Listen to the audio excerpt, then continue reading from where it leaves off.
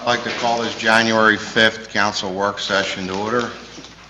I want to wish everybody a happy new year and a healthy one as we start this 2015. We'll open up with the fire chief. Herbie, what do you have for us? Yeah, I don't really have a whole lot. We're still doing carbon monoxide alarms. We're still doing smoke alarms. The smoke alarms, we've exceeded the number of alarms that were given in the federal grant. We've also hooked up with Channel 6, Operation Save a Life, and in February we'll be picking up additional smoke alarms that we can continue the installation program. Any more? I still have about 100 plus, but we're going to replenish that supply through Channel 6. How about carbon monoxide? Carbon monoxide, we still have about 400 available. Okay. Any questions for the fire chief? Hi. Pat? Chief Fleck, on the, we have 6 of those alarms for people that are deaf. We have 9. We have 9. Right. Has there been any requests for those? Yeah, they're available also. Yeah, if the council, if they could be known that Mr. Slack has 9 of those warnings for people that have, that are deaf, that there is a fire alarm that can go on. I think it goes on their body, No, it goes under your pillow. goes under the pillow.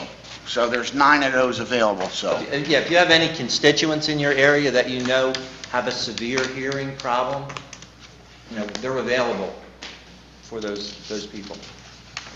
Just one last thing is that we've also, we've purchased 4 additional Knox boxes that go in the fire trucks so that we won't get caught where one fire truck shows up and it's not the one without the key.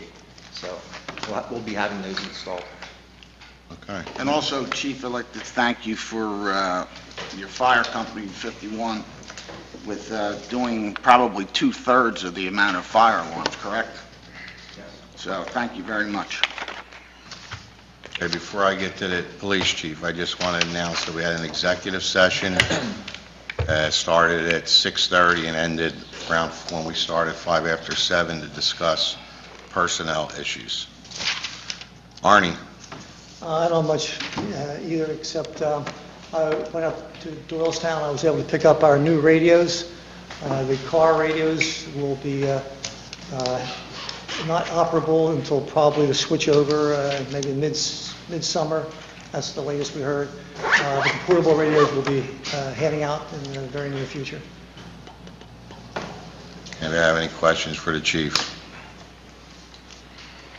Greg, what do you have?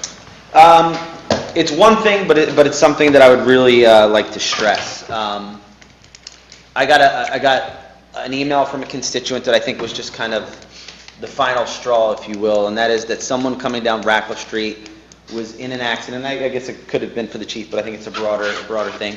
Was in an accident and actually was hit into the property of the person that lives on Ratcliffe Street. And the point of the person that lives there was simple. It is that the speeding on Ratcliffe Street is out of control. And I know, I must sound like a broken record because it's not just Ratcliffe Street, it's Farragut Avenue, it's Pond Street, and I know it's around town. People have a very similar issue. I brought this idea up last week, but I feel like we also kind of talk in circles about solutions. So I'm going to ask the manager if we could get a cost estimate. And I would guess that other council members are going to want something similar, so maybe we could submit to Mr. Dillon where we thought perhaps crosswalks would make sense. And I'm asking very specifically for a cost estimate of the type of crosswalk that is right in front of the Grundy Library and right in front of St. Mark's School. I speak for myself, and it's just kind of natural. When I'm driving by the library and by St. Mark's School with the way in which those crosswalks are set up, I slow down. It might just be because you're near a library and a school, but there's also a sign in the middle of the road, and I really think that narrows things a bit and just does slow people down. I have a few spots in mind, one on Ratcliffe Street, one on Farragut Avenue. I don't know that, I'm not an expert, and I don't know that it will work, but I just know that we've kind of talked around and about things that might or might not work, and I just think in addition to the police remaining vigilant about speeding, particularly on Ratcliffe in my estimation, maybe setting up some more speed details there, that I think we need to try something. So I would like to ask the manager if he could get a cost estimate and a very specific case study, the type of crosswalk in front of St. Mark's and and the library, and maybe if he's able to report back to all of us, we could all perhaps, if we can swing it, submit some ideas as to where. So you're saying you just want something painted? Well, painted, and there's literally a sign. Sign, so in it's the middle of the basically the road. cost of the sign, because our guys can paint. Yeah, I mean, it's a start, if anything. All And I right. think, Greg, just to add to that, the signs that I've seen read, it's the law. Yeah. You stop for a pedestrian in a crosswalk. Right. So, I mean, I think Yeah, I agree, and that's, I know Mr. Dillon's a big opponent to over signage, and I agree with him about that. This one, they look portable, I'm pretty sure they are portable, if you know which signs I'm talking about. green Chief. ones. Yeah, so, I mean, they're removable, and they're dead in the middle of the street, and my amateur traffic expertise, and that is just me driving down the road, would tell you that they seem to work, so I would like an estimate on, if we could get an estimate on one of those crosswalks. A question, on that sign that says it's the law, does it have to be in front of a school or where they are now? You could put that anywhere and it's the law. I think you can put that anywhere, but the two crosswalks, those signage on the two crosswalks that you're talking about, we had to do a study for PennDOT. We posted someone there, we had to count the cars, we had to count how many people stopped when people were in the crosswalk, how many people went around, how many people walked outside the crosswalk. So you had to do, I'm sorry to interrupt you, you had to do a study to actually get the crosswalk itself or to get the sign? The crosswalk approved for the pedestrian crossing sign, yes. Okay. So I just dealt with the signs because the crosswalks were already there.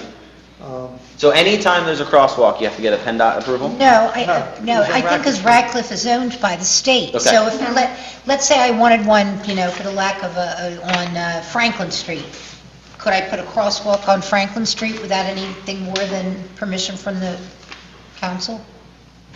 Probably, not being a state road, council would have the approval of that one, I believe. Okay, well then I would ask Mr. Dillon to still get us the estimate on what we can approve, and then, also, I guess if we could find out what those traffic studies cost, you might know that offhand, Chief, about what that ran as far as, Just putting personnel there, I think they wanted to watch for an hour or 2 hours. was it our own personnel, or was it? Ours. Our personnel, and then we submit that to the state? Yes. And then the state, okay, well then, yeah, I would like to see that done, so I would like to see that done, so that's what I'm asking the manager. So if we could get that traffic study done, and maybe I'll submit the intersections that I'm talking about and see if you guys agree with me or not.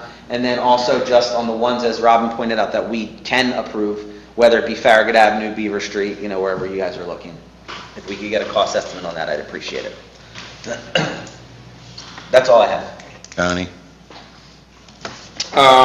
Yeah, the first issue I have is there's two letters the first letter was, in our packet, was given to us by Mr. White of the Redevelopment Authority. There was also another letter from the PBA president, which is Joe Moores. And I think that the residents of the borough need to know that these issues with the police department, the contract negotiations that we talked about, and they feel is kind of a I don't even know the word for it, but kind of pressing on the I don't know the word, but it's just basically they don't want us talking about anything that's going on when we're talking about the negotiations with the police department. And the second one is the property of Mill Run and the redevelopment authority. And I guess the questions that I have is that the president, Mr. DiGiuseppe, you put Mr. Pezza and Ms. Cullen as part of that committee to get that information for us on Mill Run. And the only information that we got back was there was a Dallas Properties LLC, but we never found out the principles of the corporation. And I know that timeline is now getting close to 5 or 6 months, whatever that number was. And now we get a letter from Mr. White saying that we can't really talk about it in public. It's not made for, it shouldn't be brought up in public. And we should, if anybody has any concerns, they should go to Mr. White. Then the question I have is for, I guess, Mr. Di Giuseppe is, why do we have Greg and Lorraine put on the committee if we can't ask anybody questions? What was the purpose of that? It was their word. Okay, but what's the use of having on the committee if we can't ask them any questions? Or they can't answer any questions? I mean, I don't know what questions you want to ask them. Yeah, and what I would say is I think the point of Mr. White's letter, and I guess we might as well get it out there, even though I think the point of his letter was not to get it out there. Mr. White sent a letter, from the Redevelopment Authority, sent us a letter that we saw on Friday, basically saying that to continue to debate Mill Run on the floor is detrimental to the project, which is something that if you remember, Mr. Lutz and I had a pleasant but polite exchange. That's what exactly I said to him, is that, I'd prefer to not talk about it in this setting, in the risk of the event that it might just scare the people away that are trying to buy it. I think that's the point of his letter. I don't think his point is to be secretive. I think he wants to get the project done. And if you remember, I invited you a number of times to come with me to see Mr. White. Well, I just didn't understand the idea of it, because Ralph made you and Right. Lorraine part of a committee. I thought the idea of a committee was for you to come back and let council know, not even with the public, just ourselves in general, even if it was an executive session, to let us know, the questions that we may have. Like, all right, well, because this Dallas LLC Right. was the name that you brought up, but when you research it, they just formed, Right. in August. or Which is something. a common practice. Right, I understand, but what I'm saying is, with corporations, you're also going to have principals and people there that you're going to be able to follow up. It's just, stuff that I think all the council members at least should know. I mean, if it's something that the public doesn't need to be aware of, that's one thing. I can understand that. I don't want to be in any. I hear you. So, Maybe I didn't say it to you, but Jeff Bowen, right? He called me and gave him the name of Dallas Properties, gave him the name of two of the gentlemen involved. Frankly, they have Indian names that are pretty complex, and I don't remember them off the top of my head. One of the guys' names I do remember, but to respect Mr. White's wishes, I'm not going to blow that out right now. But, so the point is, I invited you to come with me to see Mr. White. I feel like I was doing my best effort to get you informed and welcome anyone else that would want to come. I think everyone's interested, but they're just waiting. It's a waiting period. It's a trial and error period, and we're waiting until the 6 months. And when we get real hard facts about what's going on, we're going to make a decision. And that's where we are. I mean, this 6 months period is as frustrating to me as it is to you. We just got to sit back and wait and see what their plan is, what they proposed. And we don't know. I mean, they're doing a lot of studies, and we don't know what their plan is. right, and that's the thing about it. I mean, you keep talking about, like, you invited me to go see Mr. White. Yeah. To me, that wasn't the point. The point of you going out to committee was to let us know, to Okay, sit and I talk got to you. I council. thought it would be good to keep you informed if you wanted to be informed with me. We just disagree. I just think it's something that most other members of council are saying. You and Lorraine, it's your ward. Let's find out after 6 months what the project is, and if we like it as a group, we'll say yes. And if we don't like it as a group, we'll say no. And I have no problem with that. All I'm saying is the idea, the thing is, residents are always asking questions. What's going on with Mill Run? Even though it's not my ward, I don't know any of the answers. I understand. So if it's something, I think that the residents, if they have questions, they need to, have someone that they could talk to and discuss it with. I don't know if Mr. White is, inviting everybody that has a question to his office. I think Mr. White would probably speak to someone. Okay, well, that's something, And by the way, the people that live in that area are my constituents, and I talk to any single one of them that have ever asked me a question about it. I've had long conversations. Yeah, but there's residents, in the North Ward, Okay. in the West Ward that have family that, been a part of that, they're in that, area. But, that's the question. And the second part, the second piece that I had, I hope Mr. Salerno maybe can address, is that the issue that we had with the PBA is that we also, I like the residents, that we had a letter there. Now, the idea that they want another cop to be put on full-time, and I think that council all agreed that, we would have no problem, but there was a sticking point that there is a police officer that is out right now on the injured reserve. I don't know if he's coming back or what. But we just wanted to discuss the idea to bring, to hire that officer full-time who has been a part-timer or whoever it was, to hire a full-time officer. But we wanted a little concession to the idea that if that other officer was reactivated, that the officer that we just hired would understand that he's going to be put back on part-time just because of budgetary issues. So, Mr. Schlerner, maybe if you can, tell the residents why that is something that we shouldn't be talking about in public. I think that would help the residents understand it's an issue that shouldn't be discussed, but... Well, I mean, anytime we're going to ask the union to change their agreement, obviously that should be done in executive session and then, directly with the union. The letter they sent, I don't know why they send it. I don't believe that the discussion by council about approaching them is in any way a unfair labor practice, because I don't think the council was asking them to waive that completely. It was under this circumstance. I think that's reasonable, but it's something that should be discussed directly with them and not in public. Okay. And if they decide that they don't want to discuss doing that, that's their prerogative. So I think from here on in, if council discusses in executive session that they want to approach the union about something, we could do that. I appreciate it. The other questions I have are just on our financials. There's a couple checks that I want to look at. The question I have is check 12441 for Gilmore and Associates, the Bristol floating docks, for $30,021.25. I mean, the question I have about that is I know that we're anticipating those grants eventually at some point coming through, but we're paying $30,000 to Gilmore and Associates whether these grants come through or not. Is that correct? The check that you're referring to, again, is probably involves many other items besides the floating dock. So it's not $30,000 for the floating docks. I'd have to pull out that check and all the attachments, which, would include other items. But go ahead, Ralph. No, go ahead. So, I would say we've gotten a partial grant from the county, who is basically paying for the upfront cost this time.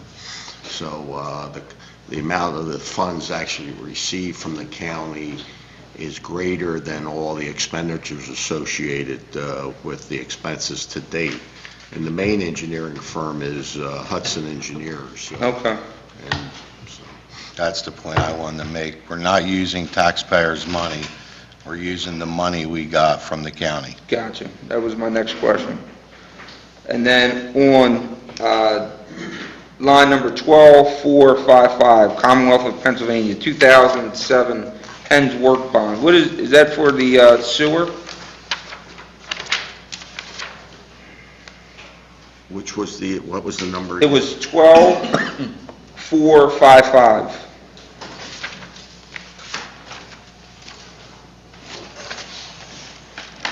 That's paying interest and principal on the $2 million bond, low-interest bond that we got from the Commonwealth. And then one more on that page. There was a blank on number 12439. Capital outlay, and then there's no number in there. I don't know if that was just a misprint or it shouldn't have been there.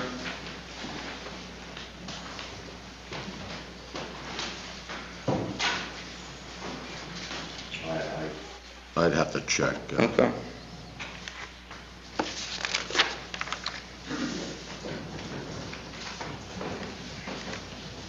on the next page, 12482, analytical laboratories. Now, I see these on there every once in a while. It's not like a lot of money, but I was just wondering, what are we getting tested?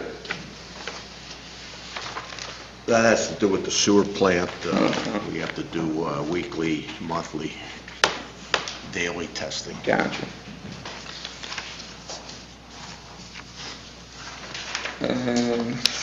That's it. I guess the last thing I would like to do is,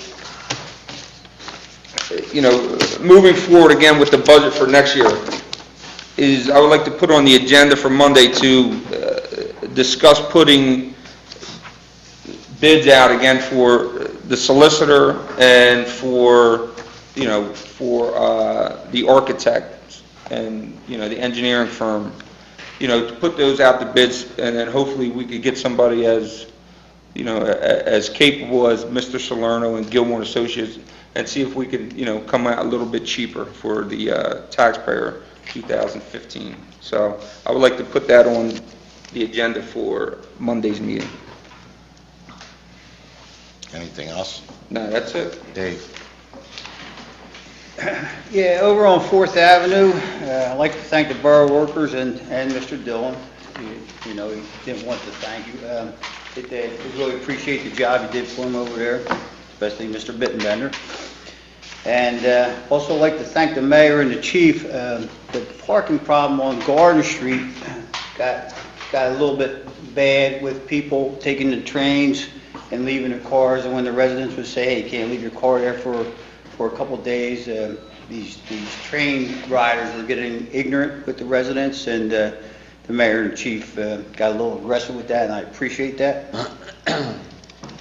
And as we all know, this month we'll be getting a new governor, and what I read in the paper about the governor is he's going to be organizing a pledge that will make his staff turn down any free gifts that are given to them, tickets, dinners, turkeys, and things like that. I really like that idea. And if the council would approve that or put that on the agenda, maybe a vote on that, maybe get Mr. Sloan to write something similar to what the governor's proposing, and we all sign a little contract, just to let the borough residents know that we are, we're up here doing the job for the taxpayers and not for any little perks that we might be getting, not that anybody is. Dave, can I ask you a quick question on that one? Yes. I mean, the spirit of it, I agree with 100%. Mr. Baumgarten, right, he sends us a letter every year, and he gives us a turkey. Now, I've never taken that turkey, and I would imagine most of us haven't, but at the bottom line, it says if you don't pick up your turkey, it's donated to charity. I'm just saying, if we do this, I would like it worded in a way, I mean, that's a nice thing that he does. I think he knows we're not going to utilize those turkeys and they get donated to charity. I would hate for someone like him to have to stop doing that. Well, Or just just let donate him it know right that to we're charity. not going to be taking them, Yeah. and he could donate the turkeys to charity, to say in honor of the council. I mean, that'd be great. So, I just like that. No, I understand. I read that in the paper, I thought that was a good idea, so. Okay, that's all. The other thing too is Tony brought up those two letters. I like things out in the open also, and I can understand when sometimes you can't. But in those two incidences that we brought up, I didn't see the harm in talking about them, so I didn't really like the letters myself. And that's all I got. Betty?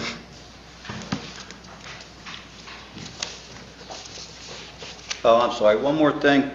That Penworks, that's the loans from the sewer plants there, Mr. Dillon? Penworks properties and stuff? Yes. Okay, I don't know what page it was on, I also saw that there was $225,000 transferred from the sewer, I think, to the general fund, from the sewer department. And I had brought up the loan, and I was told that it's a totally different department, it doesn't involve council, but it seemed like a lot of money flows from the sewer plant through us, the transfer money and the paying the loans and things like that. So if it's possible, I'd like to have what the sewer plant's doing back in my packet, if that's possible, so I can look at that. Do you know why that money's being transferred? I imagine it's for the loan, or it's a, No, the other money. You talking about the loan or the transfer from the sewer to the general fund? $225,000. No, I just caught a glance of it, you know, it wasn't, I'll just bring it up, I happened to see a sewer plant, and I know we were getting things about the sewer plant in our packets, and we're not now, I didn't know if you wanted an explanation on it. no, I wasn't concerned with it, I would just like that back in my packet, that's all. Thank you. A friend of mine on Facebook, once we had a stop sign on the corner of Wood and New Brook Street, and she states it was taken down. Can we revisit that? Because they're saying there are people who are flying through there, and there's a lot of kids in that area. I didn't go down there to see where exactly it was, but they really would like that stop sign back on the corner of Wood and New Brook. So I don't know if you can check it out, if it was there, if maybe someone else took it down and not us. I mean, that happens, you know that happens in the borough, unfortunately. Mr. Dillon, if there's dead deer, which we get a lot of that now because of Silver Lake and everywhere else, who's responsible to pick that up? I guess by default, the borough. Really? We were notified that there was a dead deer for 3 days out on, Who's on the back of Route 13? But and like where I we work, removed it today, who did, Mr. Palmer?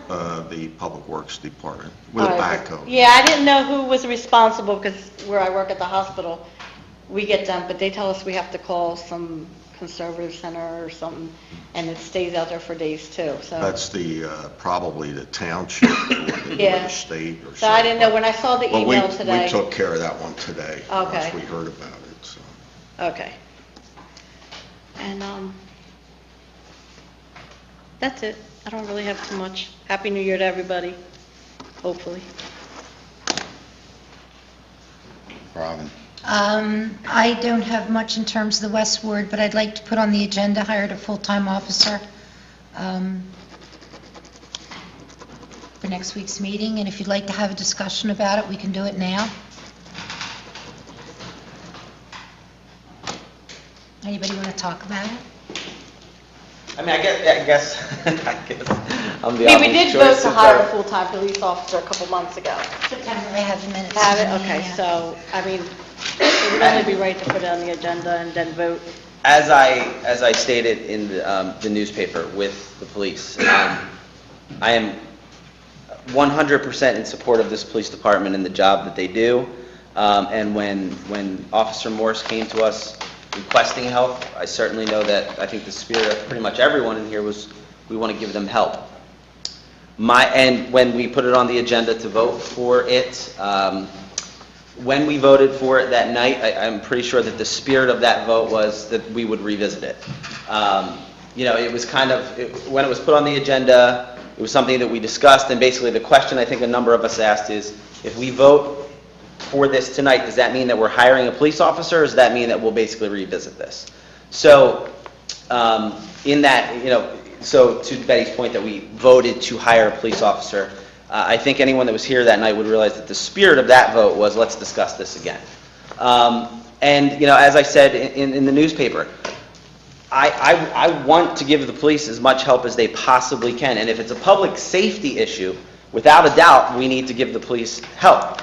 But in my research and in my you know, questions from the manager about finances, in looking at some of the chief's reports as far as crime goes, I just need more as to how we can afford it and the need for it. And if we're talking in July, I think this is not a question. We needed it in July. But we had some officers come back since then. And although I read the article about some of the numbers, I'm not sure. I'm not saying that those numbers were wrong. One of the numbers were wrong. In I the misspoke. newspaper. I'm just saying, I'm not misspoke. sure I agree with I'm not sure I agree with those numbers. They Well, are, then let me ask you, Yeah. you apparently have information that you're mulling over and helping you to make a decision. Can you share that information with the rest of us? Because I don't believe we have that. well, I mean, I can share with you the numbers that I have asked, requested from Mr. Dillon. And Mr. they were Dillon- numbers pertaining to Bristol Borough's budget? Bristol Borough's police budget. Okay. Yeah. Can I ask the mayor or the chief, in your budget that we passed last month, was there a full-time officer included in that budget that we've passed? Yes. Mr. Porter had a long conversation today, and yes, we did at first look for 2 full-timers, and we cut it down to 1. So there is one full-time officer Yes. with benefits, which will cost us about $67,000 I think it's a total. little bit lower than that, Ron, but you're close. I was too low this morning in the paper, I'm too high now. No, you're right around 67,000. Okay. And our part-timer last year made $47,000 in 2014. And I think the issue for me, and I'm just going to plead my case, and we all have a vote, and that by November of this year, we had logged in 2,000 hours of overtime, Tony's And- finished, she's done. No problem. and that was in November, and last year, in 2013, there was a total of 1,800 hours of overtime. So in November, we were already 200 hours above, and that's at time and a half. During the summer months, we did with 8 or 9 police officers patrolling. As a result, to ensure safety in town, taxpayers had to pay Ben Salem, Tullytown, and Bristol Township. Ben Salem charged us $90 an hour for each of 2 police officers. I think Tullytown charged $30, I'm not sure if Falls. Officers downstairs are making between $120,000 and $150,000 a year. And they don't want that kind of money, but that's all overtime. Most of them would rather be home with their families. Some of them are young fathers who really do want to be home with their families. And my concern is that with officers working, and if you do the math, it's simple, it's basic math. If an officer is making $130,000, $150,000 a year, his overtime is huge. And my concern is that if they're working 16, 17, 18 hours a day, what's the margin of error on that? Do you really want these guys on the street that are so overtired and overworked and don't have the backup that they need? And what is your exposure of liability as a borough, as council people, when indeed we voted in September, we supported the PBA? And Greg, I just have to mention that I think that your comments in the paper today were admirable, but is that how we repay dedicated police department? And if we're spending $7,500 to landmark towns and $20,000 to a doo-wop and $10,000 to the theater, I think that we've got something mixed up here. We need another police officer full-time. And yes, one of them came back and one may come back, but we're still way under what we had 5 years ago. Tony had his hand up first, so I mean... Yeah, I'm going to go to Tony. The issue to me is very simple. I think everybody on council would say yes to a full-time officer immediately. The problem that we have, if the issue is that detrimental, all the police have to do, the PBA has to do, is say, if the officer that is off right now on injured reserve and who is out comes back, the person that we hire is going to be okay with going back to part-time. If the officer never comes back, then we have our full-time officer. So, to me, it's simple. We're going to agree, and the idea of that being a problem with the collective bargaining agreement, to me, they're 2 different things. This has nothing to do with the collective bargaining agreement when we're going to go into, when we go into negotiations. This is something that if it's a necessity right now, I don't understand why the PBA won't bend on this issue right here. It's not forever, it's this issue right here in front of us. If they say, okay, well, we will do it with this issue, sign the papers, and you'll have a full-time cop, I would assume, the next month. Greg, you want Pat or I'm? Yeah, I mean, just to Robin's point, the comments weren't designed to be admirable. It was designed, I mean, I was saying what I felt, that the police are a great police department, and that if I felt like this budget was sustainable. Now, to your point about the cost, for instance, we're talking about a year 1 police officer. We're not talking about a year 2 police officer or a year 3, 4, or 5. Those costs go up dramatically. And it's an awkward position to be in, to be talking dollars and cents about a police officer. I agree. But my concern is this actually sustainable? In a borough our size, 1 square mile, if you compare us to Morrisville, I mean, they just settled, I think it was a contract settlement or whatever it was in the paper. They're very comparable in size to us. They have 10 full-time police officers. And they have, I think, almost $500,000 lower of a police budget. I am not saying that we need to cut the police budget and start digging in. I'm just saying, do we need to continue to expand it? I know we used to have more police officers. I am aware of that. And I know in July, like I said, this is a no-brainer. But since July, when Officer Morse came and asked for help, we've given him 1 more part-time officer, and 2 who were not there are now back. I think that's a lot of help, and I think that's a lot of help, and I am concerned about the budget. This is not a political, what are people's motivations? I believe that the mayor believes it strongly. I believe that you believe it strongly. I believe that the chief believes it strongly. I also believe that I'm looking at the numbers and I am not convinced that we can afford it. Now, the other thing is that I know that there's an officer who is in question. This might be a non-issue at some point in the near future. If we are officially down an officer, meaning that there's not going to be an officer that's coming back, I think it's an absolute no-brainer that we hire a police officer. But what are you going to do if the 2 officers, let's just say, that are erring on the side of age, decide in the next 2 or 3 months to retire?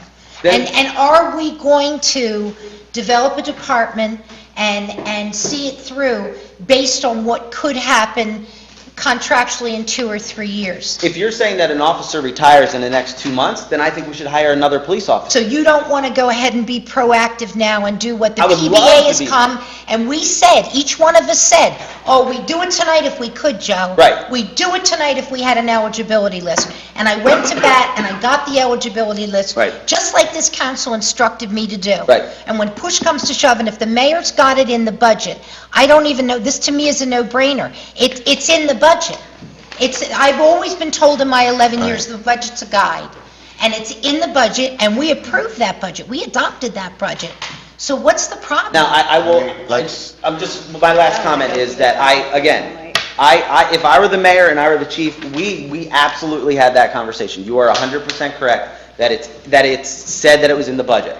I believe that in speaking with Mr. Dillon, he disagrees with that. And, in talking about some of the numbers about what he agrees or disagrees with, whether that full-time police officer is there or not, that he doesn't. And I know Mr. Dillon said he would be willing to talk about that at some point in this conversation. We're the ones that make the decision. You're right, absolutely. Well, I'm glad that Ms. Trunell has put this on the agenda. Getting back to what you had said earlier, Mr. Pezza, you had mentioned about crime and it's down. Okay? I didn't say it was down, I just What said, you said as well. Okay. Basically, how can it be up if you really don't have the manpower out there doing anything? Right. What we were was a reactionary police Right. department. We weren't proactive. You're asking Mr. Porter, the chief, that you have speeders on Rackler Street, speeders on Farragut Avenue. Give us the opportunity. Let us hire another guy. Let's give these guys a break that are working these hours. I mean, to work 16 hours in a row, is stressing these guys out. I talk to them all the time. They don't want this overtime. They don't want to be waking up 6 hours after that and having to run and put their gun on and going out there. What happens in the 14th hour of their shift if somebody goes to run on them? They want to be safe. Right. Okay, I'm and sorry. that being said, the civil service went out and got their eligibility, and we presented it. Arnie and I, when we worked on the budget, the original budget was $2,884,289. Mr. Di Giuseppe said if you could bring it down to 2.7. We were able to bring it down to 2.699. So we did that, and that was with the higher rate. So I'm asking this council to please hire a police officer. We need a police officer down there, full-time. Dave? Yeah. And I really believe that the town will be better, we'll be able to be more proactive, we'll be able to do things that we were able to do before. We used to have that layover squad, that power squad, squad 5. We don't have that now. I mean, we're lacking that. We got guys down there that are physically exhausted. And I gotta say, I applaud our police department for getting us through this summer. How they did it, I don't know. But we were working with guys that were stretched to the limit. And I'm asking this council to please come out next Monday night and vote yes for a full-time police officer. Dave? Yeah, we discussed this with the full-time, we're willing to go. You got that one clause in there. It was a simple agenda clause, just don't, on this one police officer that we hire, just in case the budget falls through, that we might be able to lay this fellow off. And to me, I think that was a fair offer. You want a full-time police officer, we're in budget restraints, cut us a little slack here. And the other suggestion I had was part-time officers. And Robin said there was no part-time officers, but I talked to a fellow, and he gave me his name and number, and I'll give it to Robin after the meeting, and he has passed Act 120. And could you tell me what Act 120 is, Mr. Mayor? Means that they're certified. He's certified, and Act 120, I think it means you can hire him as a part-time officer, so just be asking around, I found a part-time officer. I mean, if we're in that need of it, got a local guy ready, willing, and if that Act 120 means what I think it means, he's already certified, so we do have access to part-time people. Excuse me, Mr. Dees, I don't want to interrupt here. Mr. Gerard, in April, we were down 5 police officers. I had asked this council to give me a couple guys, and they said, well, if we get guys right out of the academy, we're going to have to school them around, and it could be 3 months before they can go out in the car by themselves. Now, that was April. May, June, July come around. That's 3 months. They could have been out on the road. August comes, we're calling in Tellytown, Falls, and Ben Salem. I mean, this town needs to have its own representation.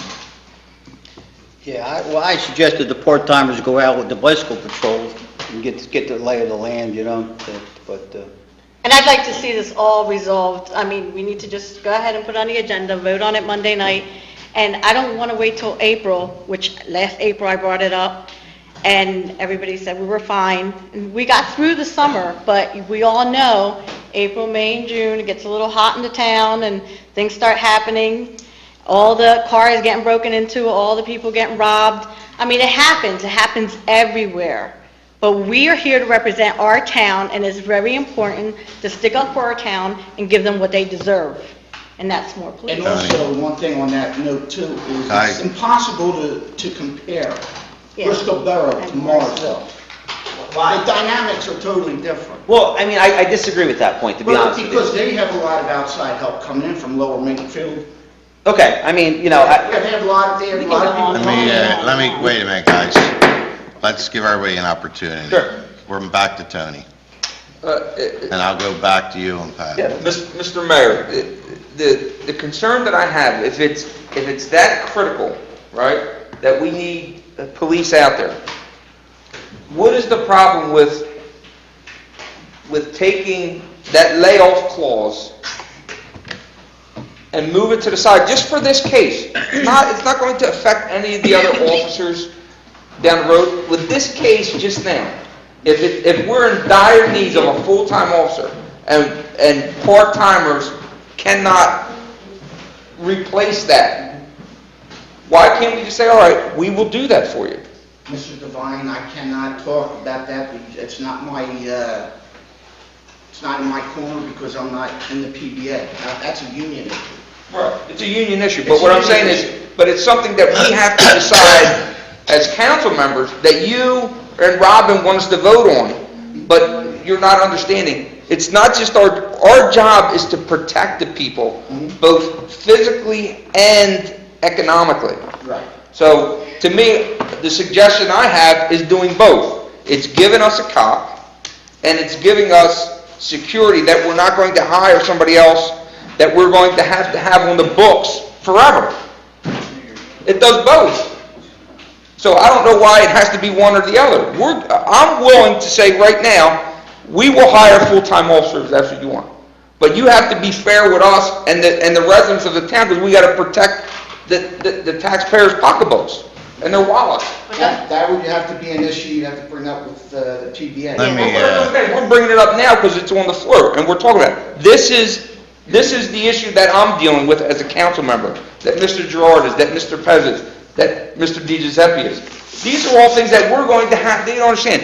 The idea of paying for it right now, yeah, it might be in a budget, it would be okay for it. Now, if that officer comes back, and now we got two, and now when this officer is 2, 3, 4 years down the road, now we're talking about something that our general fund is already maxed. Then you give your part-timers less hours. Well, the beauty of it is, why not, we just, if we're strapped, we bring in part-timers, and you let them work. We make cuts everywhere else. I mean, what's more important? I've been sitting here listening to everybody. Let me just give everybody the facts, so everybody can make an intelligent decision on this. Because the article today, I don't think there was, and I don't blame the reporter, I don't blame anybody giving the information. There wasn't anything in the article that was factual. Everything was wrong. There's not 10 cops, there's not 12 cops, there's 14 cops. That's number one. Am I correct, Arnie? 14 full-time, correct? 14 full-time police officers. The other thing is, there is no taxpayer or resident of this borough safety at risk today over one cop, because the police officer that we have right now is working for us 36 hours a week. So it's not like you're adding a new police officer to the squad, you're adding extra hours to that police officer. The other thing is, myself, I can only speak for myself, did not vote against hiring a police officer. It was never put on the agenda to vote on it. There wasn't enough votes to put it on the agenda, which that's what's there for. There was no vote. So when I was quoted in today's paper by saying I voted against hiring a police officer, that was also incorrect. The starting salary, I'm glad Mr. Trinnell said was wrong, but I'm going to give you the facts about what it does cost. And I don't know where everybody's getting their numbers. All you need to do is pull out the union contract and look at it. 2015, a starting salary for a police officer, full-time, is $45,500. I'm going to go across just year one. His incentive is $1,100, which totals $46,600. His benefits cost $21,396. His Medicare is $675.70. His workers' comp is $1,944.23. His retirement that the borough has to put in for that police officer is $16,089.24, which 1 year total for that first year police officer full-time is $86,705.17. That's not my numbers, that's not council's numbers, that's per union contract. Question on that. And, go ahead. Giuseppe, not to interrupt you, but workman's comp's going to come with a part-timer or a full-timer. I'm only using the numbers, Pat, as a full-time But I'm officer. just saying that that would happen with a full-timer and a part-timer. Okay, so if you take workman's comp, it's $2,000 less. And they also pay 6% into their pension. So I'm maybe not deduct counting, no, that this too. is our end, $16,089. And every year, based on the contract, it goes up. Now, I'm using last his contract's up at the end of 15, so I'm using the old contract. In 5 years, that officer now becomes top of his scale.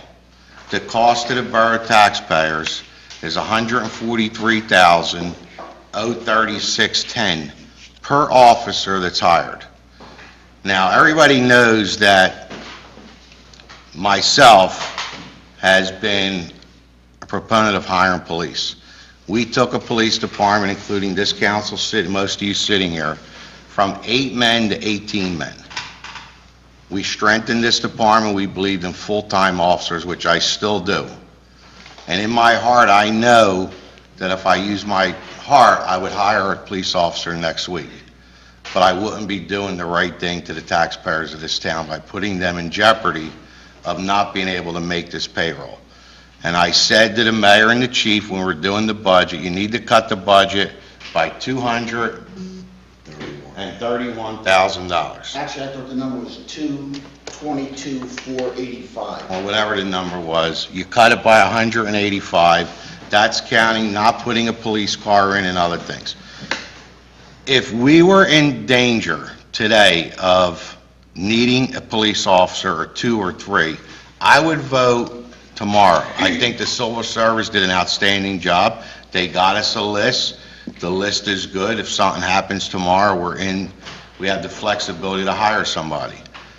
But I don't think I ever sat here and voted for something, whether we got criticized for it or not, whether it was the borough building, this building, roads, street lights, whatever we accomplished, we always took one thing into consideration, whether people believe it or not, was the taxpayers, if they were going to be responsible for this bill at some point. And when we voted for these things, we never jeopardized anybody in this town. I can't see tonight, maybe next month, and I said, let's get the year-end numbers, maybe in 2 months, maybe if one of our cop doesn't come back, maybe if somebody retires, I would be the first one to jump on hiring a police officer, hiring 2 police officers, hiring 3. If something happened, what happened in this 2014 is unprecedented. When you got 4 cops that go down in a 12 or 14-man force is unheard of anywhere. Can it happen again? Absolutely. But I think we managed it. I think guys stepped up to the plate. Not all of our cops did.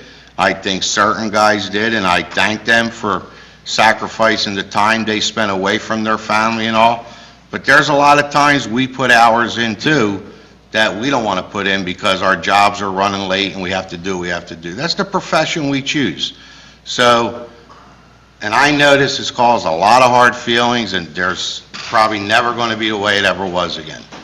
I can tell you that right now. But me personally, I cannot justify putting a cop on the street tomorrow at $86,705 to give us an extra 4 hours and whatever overtime we need him for. And we also said, this council said we would waive the 36 hours and utilize the part-timers as much as needed to get us through a critical time. That was rejected through the union.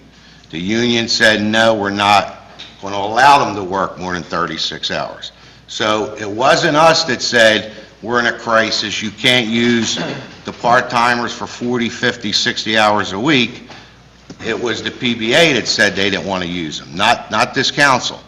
So although I support cops, I think they do an outstanding job in this town, in good conscience, I cannot vote at this time, whether it's next month, whether it's the month after, to support this. I'm not saying I wouldn't, but next week, I just cannot make that decision. And, you know, unless somebody could prove to me different that this is not going to affect the budget that we just passed, that is, we're using up fund balances to balance.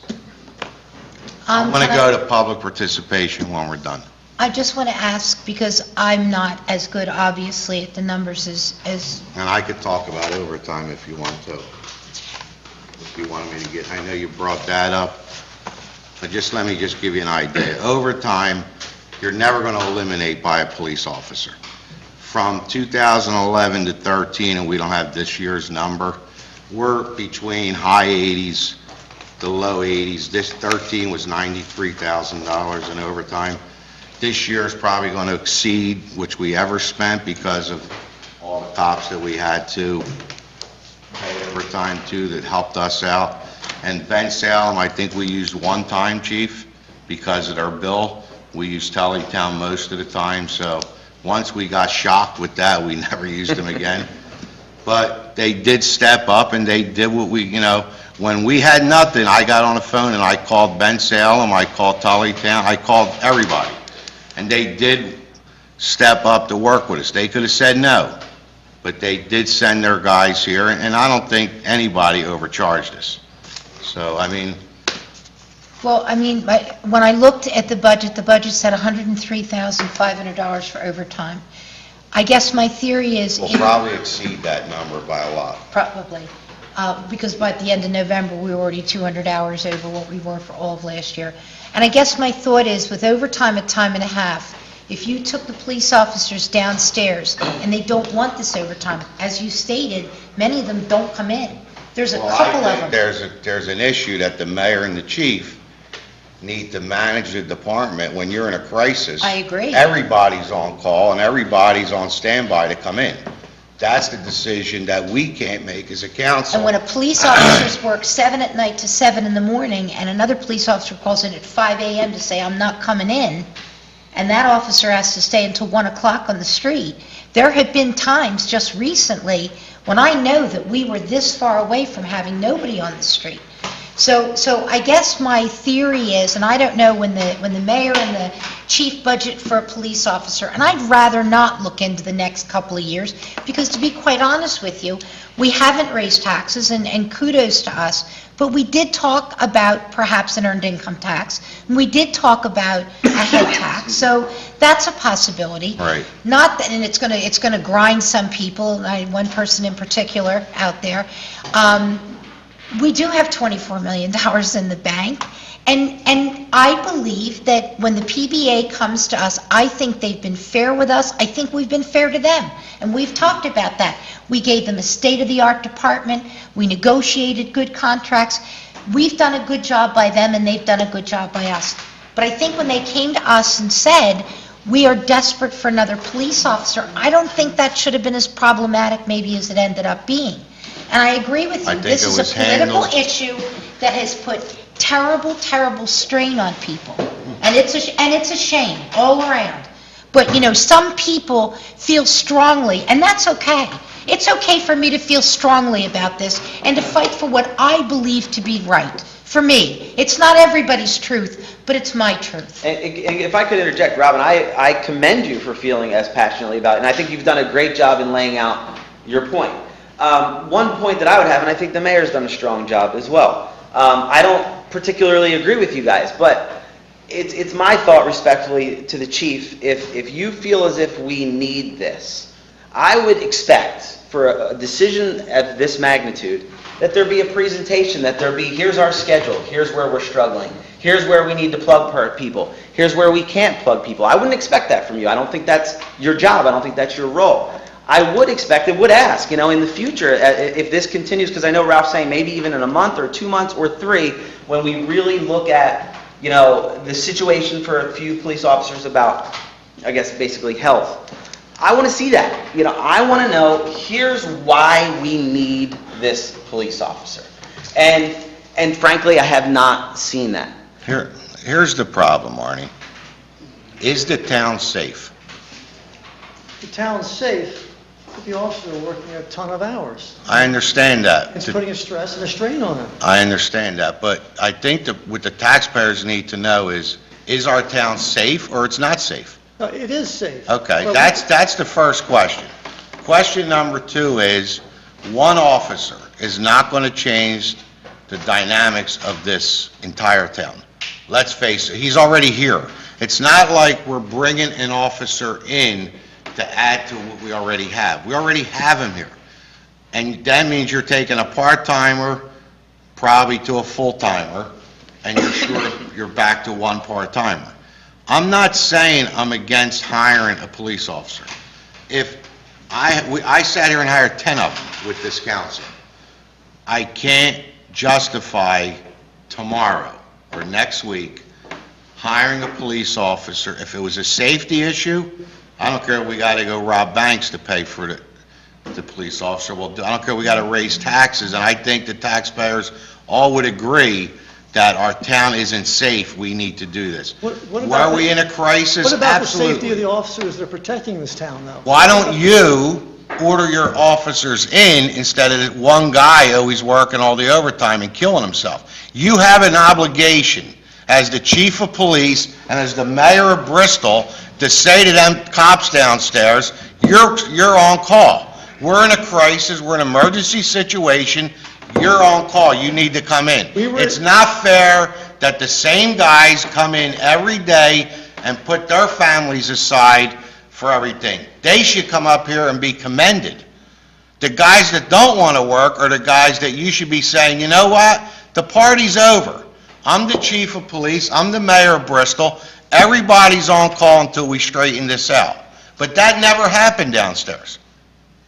And don't say we can't do that, or I can't do that, or they're going to tell me on the phone, well, I had a beer tonight so I can't come in, or my wife, I got to babysit. That's all bull. When you're a police officer, you've got to come in, when you're on call, you tell many guys, you're off this week, you're on call. That's how you straighten it out downstairs. I mean, I don't want to get in here and try to argue with you tonight, but I'm tired of being the bad guy up here. I would hire a cop tomorrow if the money was in the budget. The whole thing was approached wrong. The whole thing was handled wrong. We said, let's try to get through the budget, let's look at our numbers, let's see where we got to go from here.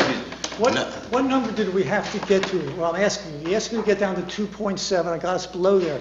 Was there another number you needed to get down to? No, the number we cut was I thought $30-some thousand. Right, but To in my- balance the budget.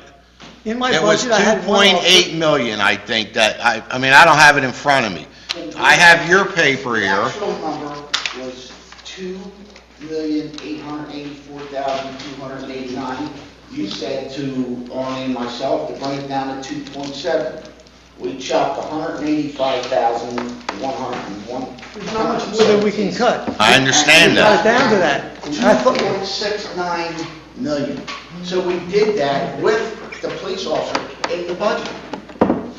So I don't understand, if it's I in mean, the if it's in budget, the budget, I why, don't understand explain why to we're me Not if in it's the in the budget. budget. If it was in the budget, it'd be a simple fix.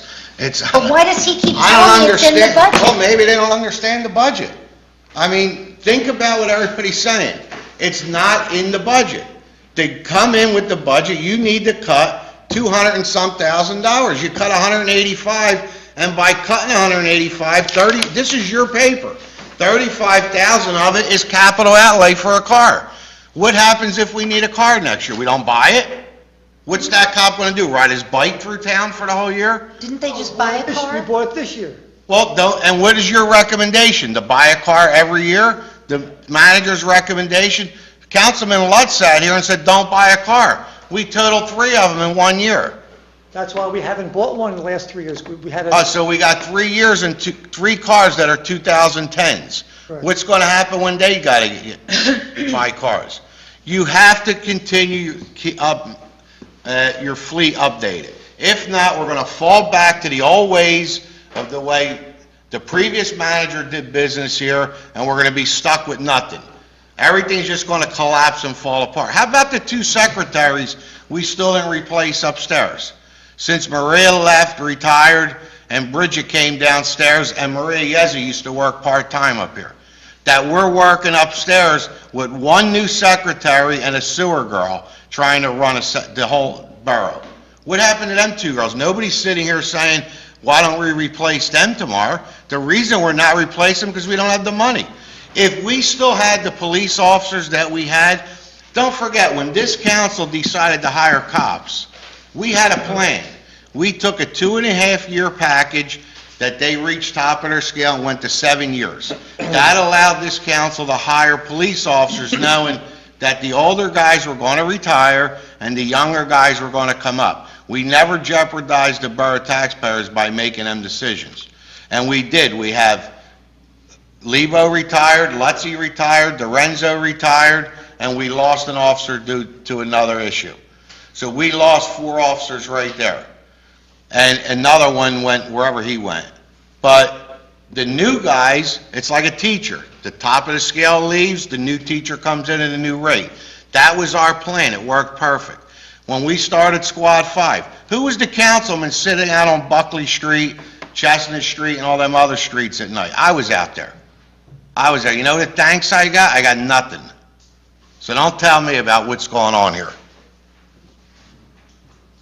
I would like to make a comment. I believe that the police officers this year did a fabulous job. Nobody's disputing that, Pat. And that we were able, what's crazy, and you said it earlier, you said that it's unprecedented that 5 cops. Have you, you've been here 16 years, did it ever happen? No, I couldn't believe it myself.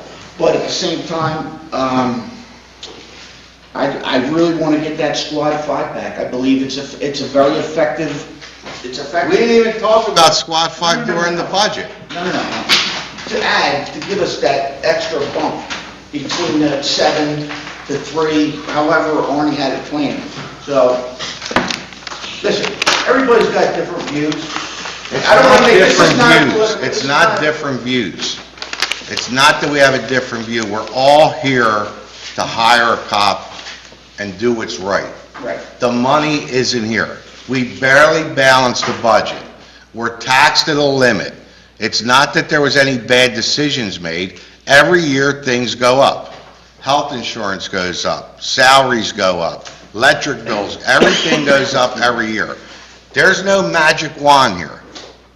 So if we can hire a cop, and everybody keeps saying, we had it in the budget. It's not in the budget. Then why are people telling me that Well, I it's don't in know the why budget? they're telling you. Then open our budget and look at Well, it. no, I can't decipher, Ralph, through Well, that. but I'm saying, Robin, you're making a decision based on what people are telling you. It's Of actual course. facts that you call Angie. No, you and don't say- call Angie. You don't call Angie. You gotta go through Jim Dillon.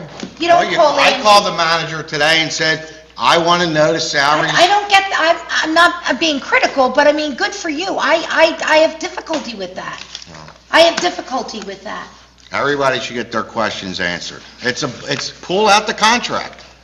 It I tells don't you have a copy of it. I don't keep 2015. all that stuff from 20 years ago, and I Well, it's not negotiated that contract. $31,000. So why can't you take 6 police officers who don't want all the overtime that they get and drop them down $15,000 apiece in overtime and hire a full-time cop? What do you mean? I mean, they're making more money than they We're want. going to give it back? No, but when they stop working all the overtime, we're going to be able to make that much more money. One cop cannot compensate for 6 police officers' overtime. How could that happen? They're getting time and a half. How can that Okay, not but how happen? does a guy go from working 36 hours a week to saving us money in overtime? You're only giving him 4 more hours. After the 4 hours, he goes on overtime too. But he's not allowed to work more than 36 hours. I'm just trying to make you understand something. Well, what am I If not he's understanding working about? 36 hours right now, Right, hiring him full-time, he goes to 40 hours a week. but they work more than 40 hours They a week work, because of the well, overtime. because it's Kelly time, they don't get paid for it. Okay, After that shift, he goes on time and a half like every other officer that's downstairs. So there's no way to cut that overtime by giving a guy an extra 4 hours a week, or every 2 weeks in his schedule. I don't understand. why I don't understand. Yeah, I really don't. I don't understand. If I'm already with the borough, I'm working 36 hours this week. Now you hire me full-time. Now I go on to my regular rotation. I work 40 hours, plus my Kelly time. After that 40 hours, I get overtime. So if you're not paying Pat, you're paying me the overtime. If you're not paying you, you're paying Dave. Somebody has to compensate for this overtime. But if you, He's already here. but if, and maybe I'm wrong, but if you had 8 officers who were getting all this overtime, never mind. Pat, No, never I asked mind. him for a water. If you had 8 officers, No, it's all right. if you had 8 officers who are all making a tremendous amounts of overtime, couldn't you use that money to pay another full-time officer with, and maybe you would need less overtime? No, it doesn't make sense what you're saying. Overtime is But he overtime. would be making less overtime anyway because he's at the bottom of the rung. They're not all making that He's the- fifth tier, right? He's still getting paid there's still, you cannot eliminate overtime. But we had, And you can't cut overtime because what happens is vacations, holidays, sick, people injury, that don't want to work. everything that happens, the overtime needs to be spread out. Right. It's not being spread out because nobody's telling them, you need to come in and fulfill your obligations. But I heard all summer long from the East Ward that cars were being broken into. Yeah. We had 3 armed robberies on Pine Okay. Street. We had an armed robbery on Bath Street. Okay. I heard the same thing that Pat did So about what is this officers. cop going to do?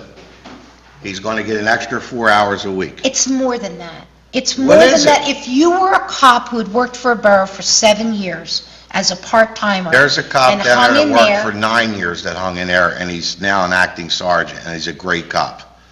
I believe in our police department. I believe in full-time police officers versus part-time because they make a commitment to stay. Right. I agree with everything everybody's saying.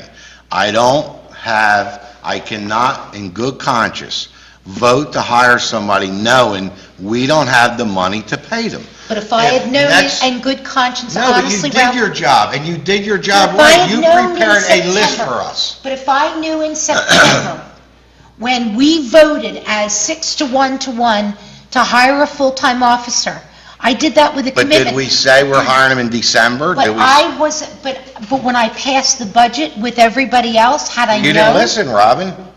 I told That's you the that the problem, is budget... that I didn't No, listen? it was not in the budget to hire a policeman. I went downstairs and met with the chief. I said, Arnie, he gave me this piece of paper. I said, here, you want to cut out a car, $35,000? He took Bridget's salary and he took her salary down. He took a part-timer out. Well, what do you want to cut? He went down $185,000. The borough, we said as a council, to balance this budget, you need to cut it by 230 something. What is the number? 231. 231. So 185 from 231 is what, 45,000? We're still short. That's the officer. And there's still a part-timer in here that we just hired. So, I mean, look, if we could do this Monday, I'd be the first one to stand here and cheer that we hired this kid.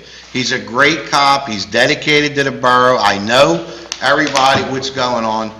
Guess what? It's on the agenda. How everybody votes, they vote. I'm only telling you that I said it should have been done and handled the proper way. I don't understand that. I'd like you to talk more about that. I don't We should understand have that. sat down, get through December, which we did. We did. Which caused major issues.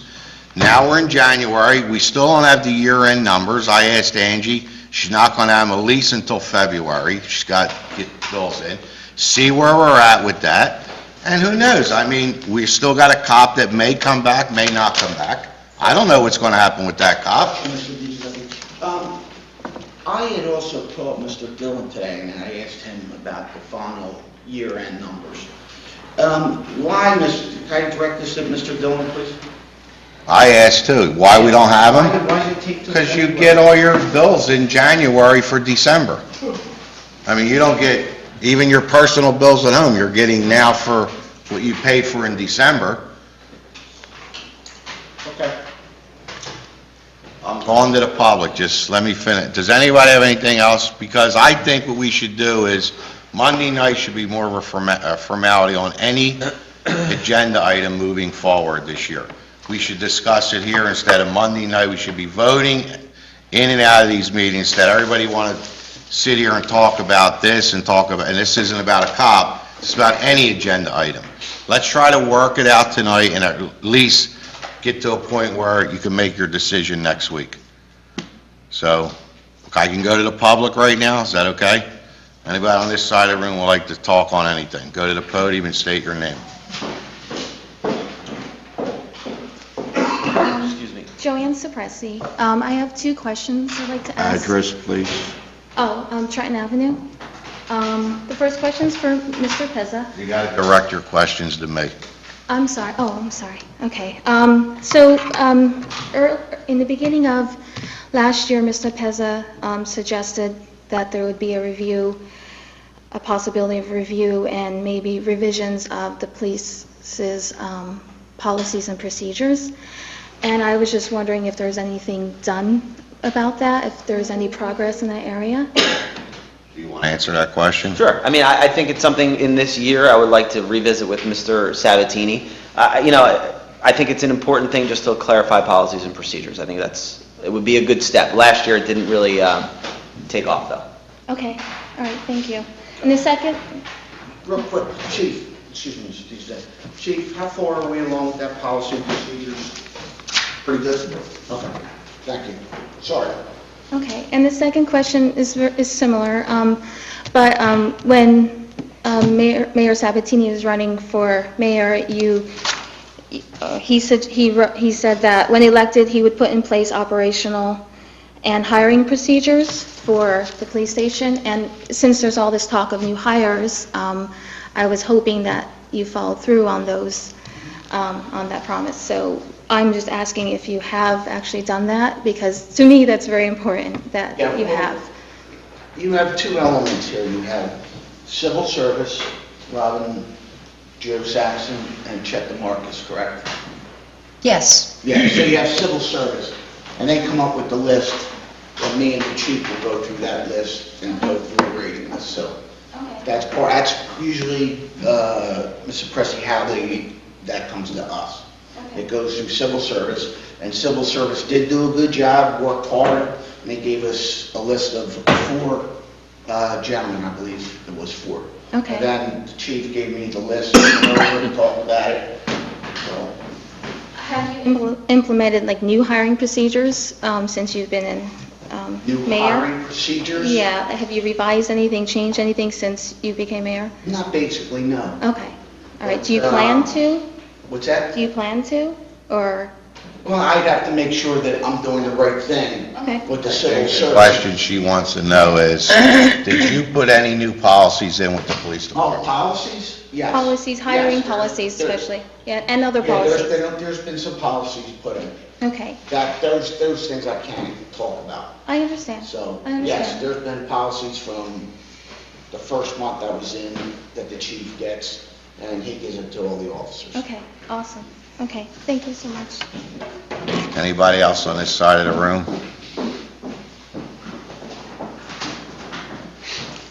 Evening, Bill Pezza, Pond Street. I want to commend the council. You guys had a very good, I think, and hopefully productive exchange, and you kept it civil. The Economic Development Committee does a lot to promote the town.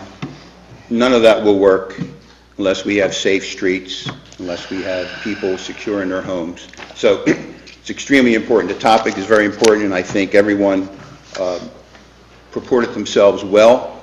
I think one of the things that Robin said that really is important is the question of how safe is it for an officer to be on the street that many hours? And it's obviously not good. But I think that's a question about what happened last summer when we had that significant, if you can alleviate that stress, I think it's a step in the right direction. Let me ask you, I come to every meeting, I try to pay attention, and I can't always get my head around what are our needs about the police department. How many, do we need someone or not? So just clarify for me. We had 3 officers out? 5 at one time. See, I'm confused again. How many officers did we have on disability or leave or whatever, say in this past year? We lost, do you mind bringing that? How many do we have on disability or leave? We had 2 part-timers that left, so that's 2. Then we had 3 full-timers. Who have been on disability or leave of some Yes. sort. Now, of those 3 full-timers, how many are back? One. 1. And one should be back any And the day. other one is just waiting for something to heal up. So you have 1 back, you have 1 that might be back. Yes. And you have 1 that's still up in the air. Yes. And I agree with Mr. Devine. I've been a union member all my life, and I fully support union issues and trying to protect their rank and file, but seems to me on a temporary basis, if what you're saying is, if that third officer doesn't come back, we're willing to hire somebody to take his place right away, it just seems like, and if that officer then does come back, then the person who was hired understands that position was temporary. You know, It seems- I don't want to, I just don't think that's right to the officer.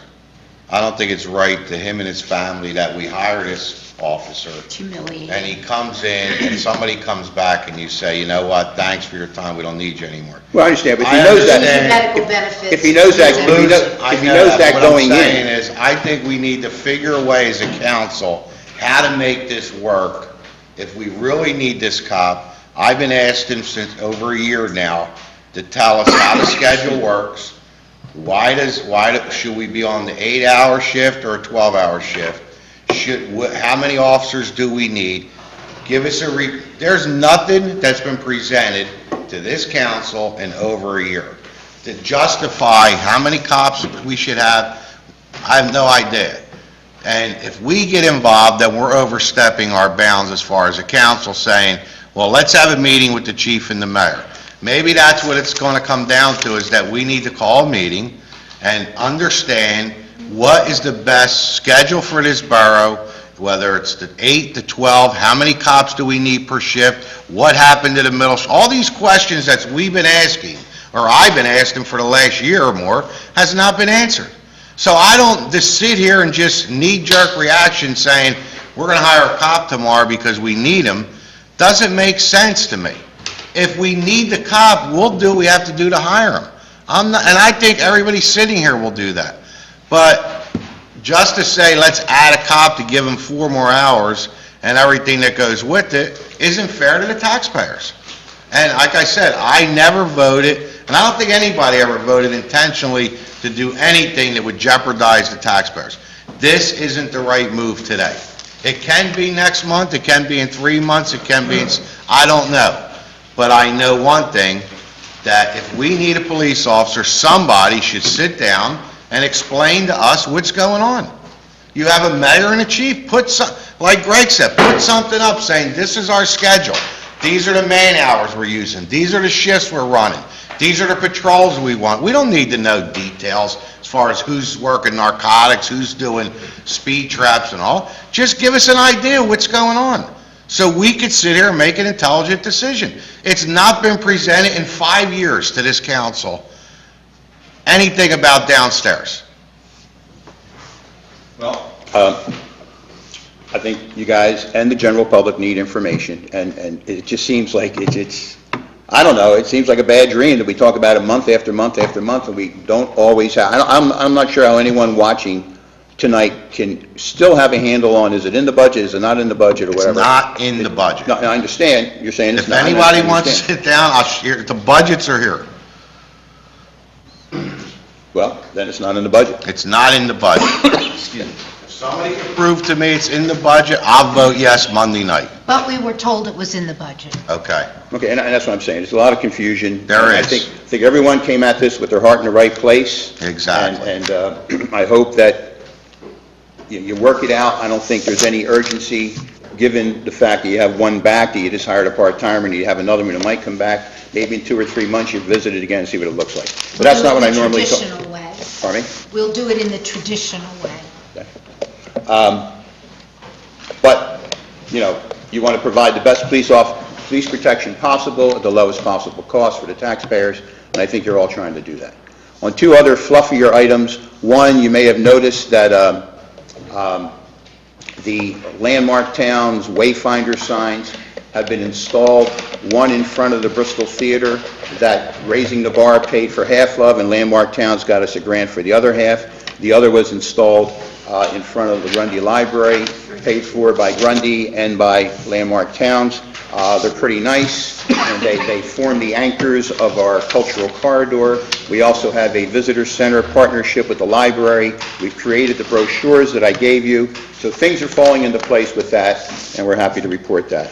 One last thing, Mr. Dillon, last spring, we had a meeting with the Bristol businessmen after all those horrific snowstorms, trying to be proactive, talking about what will happen if there's a bad snowstorm this year, on Mill Street, and I don't want to jinx us. I think tomorrow's storm is going to be pretty mild, but, if at all. But would it be a good idea to remind the public of what's going to happen on Mill Street if we get, how many inches, do you recall? Is it more than 4 inches of snow? What's supposed to happen? No, I don't remember. How about if I give a parameter of what I recall? Pardon me? Put your boots on. Put your boots on. And Bill, I don't know if the chief and George all remember and they're in tune with it, so I'd suggest we have another meeting real quick. Okay. I just think... I know the brine machine's going out first thing in the morning, by the way. Right. It should I think have it's been out important, tonight. just to help the public get at least an inkling that something's happening. What I recall, and Chief, maybe you have a better recollection, is that when the forecast is for 4 inches or more, that the business association is going to put bags on the meters saying that cars have to be removed from the street by a certain time, and that the borough crew is going to go down and clean that street, because last year you couldn't get to the stores. You couldn't park your car and get out and get to the stores. They're going to clean that street, and then you put the cars back. So something like that. We try to be proactive by discussing it in the spring. Might be a good idea to I revisit think it. we should get letters out to all the stores as soon as possible. Right. Maybe the businessmen could do that, pass out, say, reminder. I think they'd be happy to do that once we know what it is we want to remind them Why of. don't we work that out tomorrow with George? Yeah. Okay. Thank you very much. Mr. Biancassino, you had your hand up before anybody. No. I thought you were in class. You say I have no class? You gotta sit in the front row if you wanna go first. Joseph Biancassino, Downey, you can put doctor in front of that, I worked hard for it. I got a big problem, and here's the problem. First of all, I'd like to clear, I'm not going to make any friends tonight, so everybody will probably take offense to a little something I've said, but think about what I'm saying, because it's really about all of us. First of all, my buddy Jim Dillon over there is a man of integrity, and I want you to know that. If I were to ask Jim for figures, I've known Jim a long time. I know he's going to come across with those exact figures. He's just always been I've always admired Jim, and I've been a friend of his and his family's for years. And he's come from a strong and good ethical background. I'm glad to see Tony and Ralph taking the same position. That's good, somewhat. It's good to see this, and I'm going to tell you why. Because when you come in... Huh? We didn't vote yet. All right, maybe you didn't vote yet, but when you come into a borough and you see people taking sides, that's what happens all over. I know more about this than anybody here, maybe except for the chief and a few people. I've also called Pat several times. We have not gotten together, correct or incorrect? Okay, I am a former mayor, and I did run a police force. Under a first-class borough, what nobody is saying is you have the responsibility of hiring or firing the police. That's all you have. He can discipline them. He can discipline the chief. He can write every schedule the way he wants it. That's the law, and you can check that out while I'm speaking. You can have our solicitor do that, and you will find out that is the law. And you have to know that. So what we're doing here is we're shooting off the hip. We're talking, and I have more to lose and gain out of anything in this borough. And why? Because I've done a lot to improve this borough over a lot of years. And you can go down to our building inspector and ask him, okay? I have a lot of money invested in this borough. I live in this borough. I'm not an absentee landlord or anything like that. I am very strict. I've always been. I owned an apartment house on Mill Street one time. The police always came to me and said, wouldn't even know you existed. Of course you didn't. Because I ran my place, and I policed my own place. We have to look at this with a little bit stronger situation than saying, hey, I'm for a cop or I'm not. You can call Tullytown Borough right now. Call Pat Priori. Call the old chief. Call Danny Doyle. These guys here, I know them personally. Joe Moore's personal friend of mine for years, former Tullytown. I am 100% pro-police. 100%. I back up the police department, 3,000 times over. But, I can't come to a meeting several meetings ago and hear, oh, we're going to raise taxes, or if you earn over 30, I'm thinking, well, I earn over 30, you're going to get hit with this, you're going to get hit with that. We were talking, right, Tony, about that with this 8% tax. You had a guy come over here try to sell you the Brooklyn Bridge because they make money doing this. They're brokers. There's no doubt about it. So every borough that picks that up, they're making money because they're doing all of the analyzing and the billing and everything else. Am I correct on that? Yep. So the bottom line is, everybody wants a piece of this borough. Now, Robin said something. She said, we have $24 million. You guys want to give it away? I don't want to give it away. Give it I- away, give it Wait, away. let me Give it finish. away. Let me finish. I got the floor. Yes, you do. Okay. The bottom line is, everybody wants a piece of the borough. And rightfully so, if we can afford it, these things can be done. But you can't cry poor 3 meetings ago and 4 meetings ago and say, we don't have the money. Tony said that tonight with our constituents, with other taxpayers and all. I am working. And I thought actually about leaving the borough. When you started talking about all that stuff, I thought, time to get the HL out of this borough, because I must go live somewhere. I must go to Newtown Borough. I'll spend a couple more dollars, and I'll have parking, and I'll have a driveway and a garage attached to my house and everything else. Our taxes have been going up, if anybody has noticed, due to the school taxes, due to a lot of things. We can't keep doing that. There's people in this town that are going to lose their homes. They're on fixed incomes at something that maybe they retired 20, 30 years ago, and don't have the salaries that people who are employed, a lot of people are unemployed today, are making today. And it's kind of not fair. It's kind of not fair for us, as a borough, or any borough, to be able to use their money and use it as if it's ours. We would all like this. We would all like a lot of things. I would like 10 more police. I would like 16 more fire companies. A hose for every house. But the bottom line is, you can't continue to look in that direction. You must put on the brakes. And what I am asking is to think outside the box and not think inside the box. Because everybody here so far has not been mentioning other alternative ideas. And I'm begging the borough to listen to me. I would even be on a committee for it with the mayor. The mayor and I get along fine. We've been friends for years. Bottom line is, I think we should be looking right now to say, this is a small borough. You have a school system. I'm a school teacher, by the way, and I'm against taxes for schools, okay? I pay the taxes too. So I'm not all in favor of raising, giving raises and everything else. I'm totally against it. It's not fair to everybody else. The bottom line is, what we have to start, we can't even afford this school system, and now we're talking about this. Hiring one cop for 4 more hours is not going to do a darn thing for this borough. And I am for hiring cops. But it's not. Here's what's going to happen.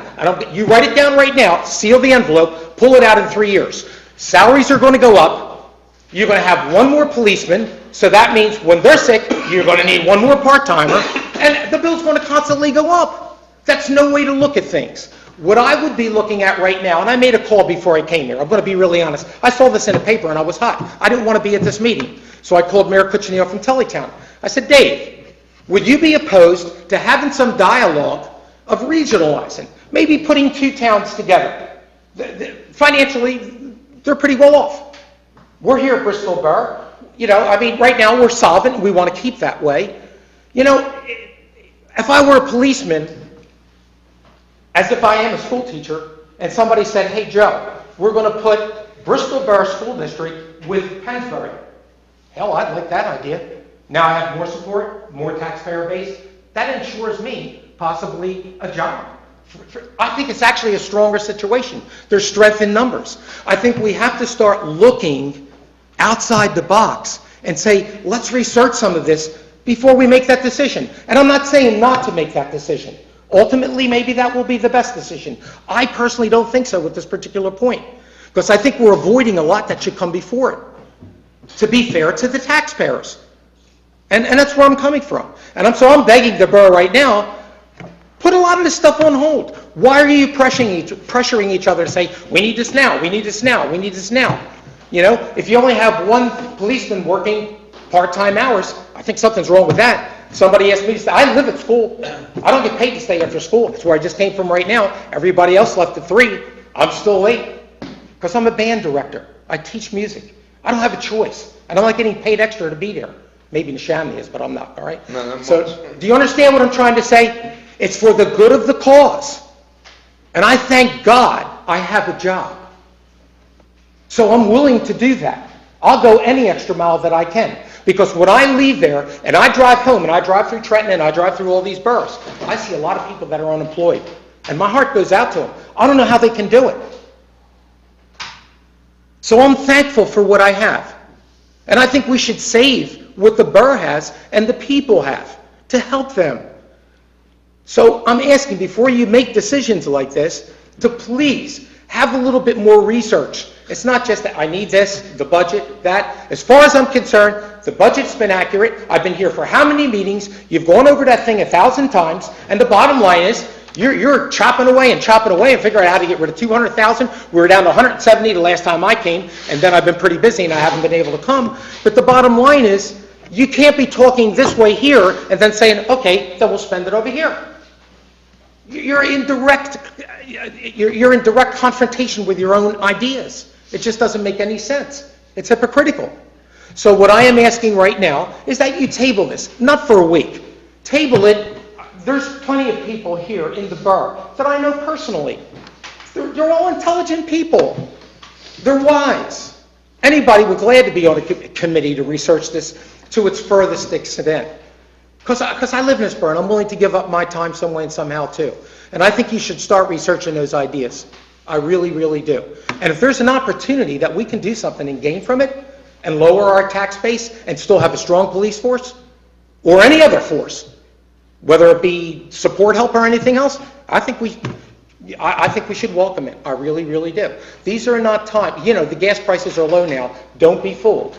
Everybody may have a little extra change to buy an extra gift in their pocket, but people are hurting out there. And this is only temporary. This whole society's been in a very bad situation. And I talk to people in this town.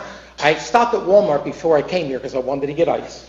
To put, not ice, the salt, okay? So my sidewalks wouldn't freeze over.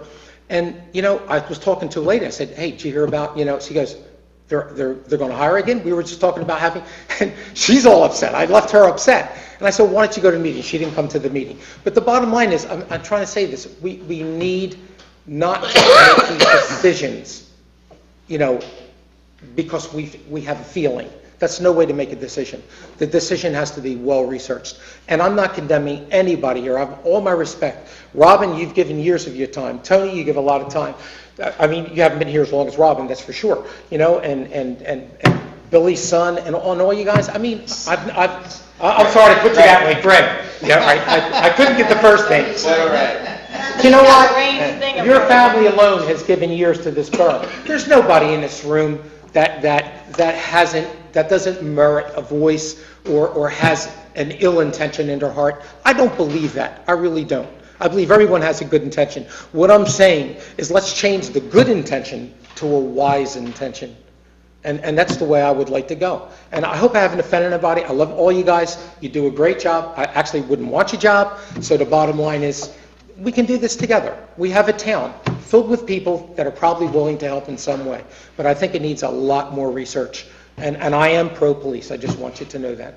I just don't think that the extra 4 hours for the end result is going to solve anything. Thank you. Anybody else on this side of the room? I guess that ends public participation.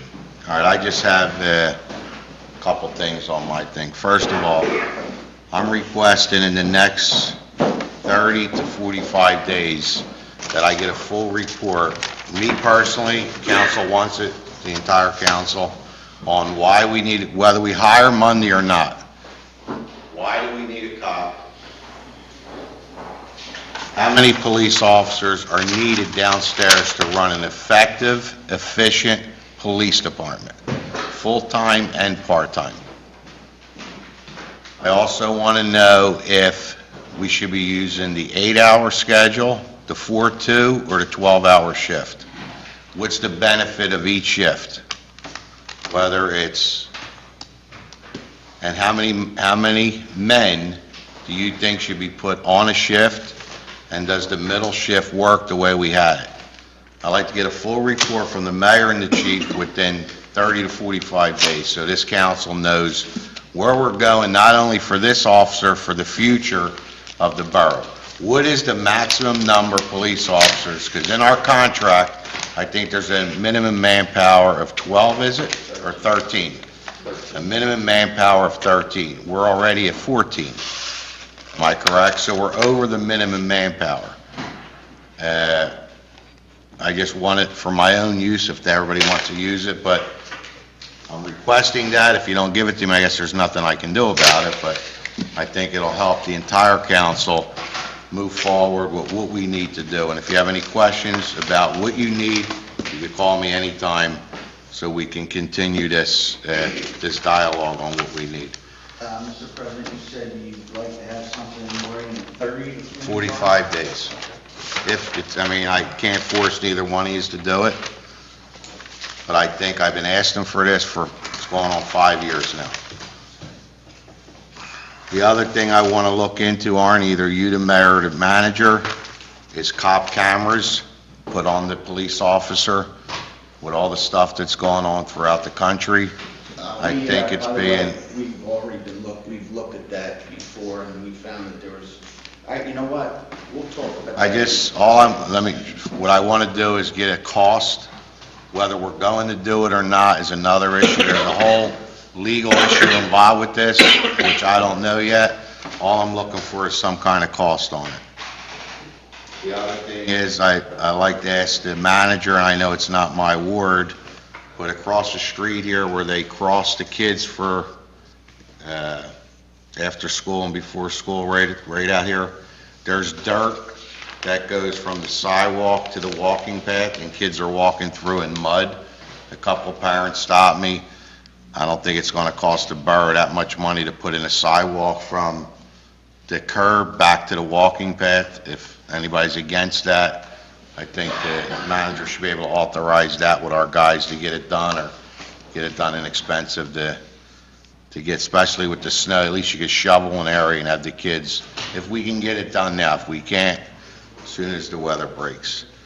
And the last thing is to have the rescue squad come in and pick up their check for 2015 Monday if they want. If not, just send it to them. That's all I have. You have anything, Jim?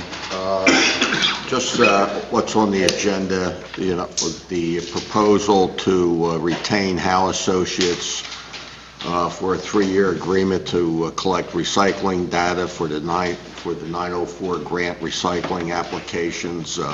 This is a requirement for the recycling. We do receive a grant each year. That information was in your packet. Also, consider an audit proposal dated 12/24/14 for the 2014 financial records from Hellman Company. It's enclosed. It's the same fee as last year. That's the only items for the agenda. Let's start with anything. Bill, do you have anything? No. All right, so what I like to do, and if I forget next month, let's go over what are the agenda items for Monday evening. I think Tony put an agenda item on about getting prices. Yeah. Robin has about hiring a police officer.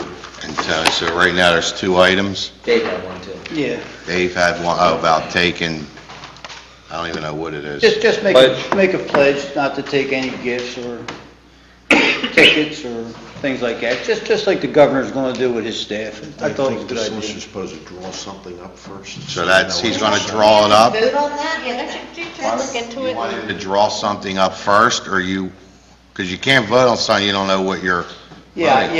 if it's okay with council, I'd like Bill to draw something up. To for us. show you, and then we'll discuss it in February. Okay, that'd be fine. Is that good? Yeah, that's great. It's gonna cost you. Yeah, it's cost. Well, you want to wait till the governor's pledge comes out? It'll be out on the 15th. I don't know of any council person that sits here and takes anything. I never took no. I just got the letter for the turkey, I just thought... Well, we all Listen, get I read them. it in the paper, I thought it was a Yeah, good I agree, idea. it's a church. It made me feel good when I read it in the paper that the governor's going to do it. It gives people the impression that we're getting things. Well, we'll take a pledge saying that we're not. Well, what's the big deal? What? We'll just take a pledge saying we're not taking anything, that's all. Will you take a pledge? I don't No- get Nobody else anything wants to take a anyway. pledge about tickets and freebies? I don't get anything, I've been here 12 years.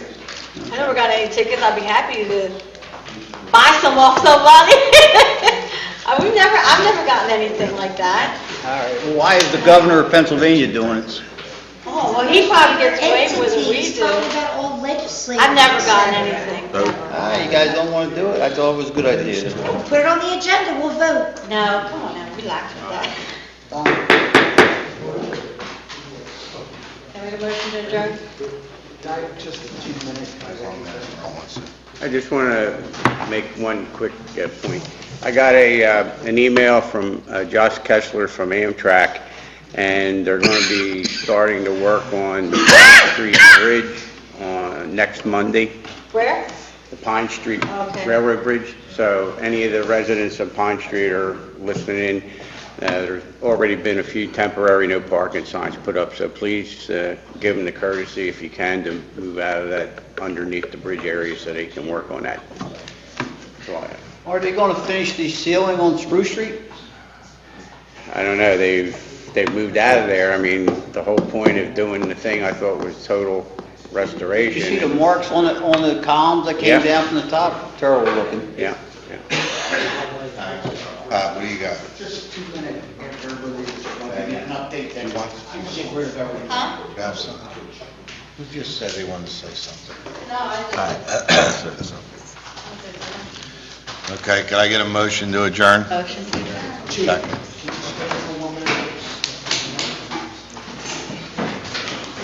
He wants an executive. Let's go in the conference room, 'cause it's going to be faster. It's only about 10 minutes.